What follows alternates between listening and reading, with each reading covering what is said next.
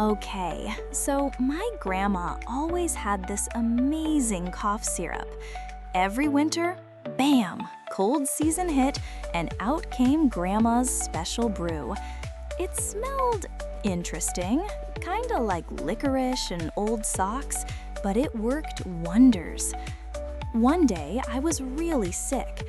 "Grandma," I croaked, "can I have some of your syrup?" She smiled, a twinkle in her eye. "Of course, dear, but I'll let you in on a secret.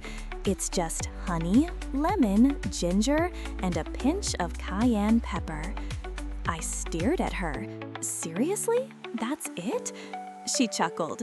"The real secret," she whispered, "is the love I put into it when I make it for you."